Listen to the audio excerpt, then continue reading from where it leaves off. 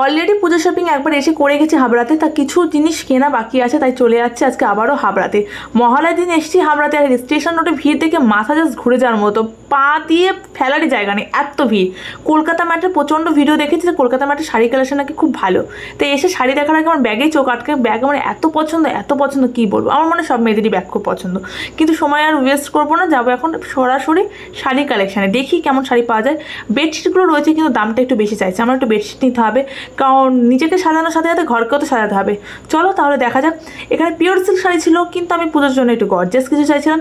তাই এই যে অফ হোয়াইটের মধ্যে বেনারসি সিল্কের শাড়িগুলো ভালো, কিন্তু নতুনত্ব কিছু না, আমি বলবো না খারাপ কালেকশন, বাট নতুনত্ব কিছু দেখলাম না, যেগুলো অলরেডি আমার বা অনেকের কাছে আছে সেগুলো অ্যাজ ইউজুয়াল দেখছিলাম। তো আমার এই ধরনের শাড়িগুলো ভালো লাগছিল। আমার হাতে দেখো যেটা, এগুলো অর্গেনজার উপর, কিন্তু প্রবলেম হচ্ছে ছোটো ছোটো স্টোনগুলো না দেখাতে গিয়ে বা শাড়িটা হাত দিলেই পড়ে আছে। তারপর আমি একটু বাদ্রি প্রিন্টের শাড়ি দেখছিলাম, বাদ্রি প্রিন্ট পুজোর সময় না ঠিক ম্যাচ হয় না, এটা কেমন নন বেঙ্গলি ভাইবস চলে আসে।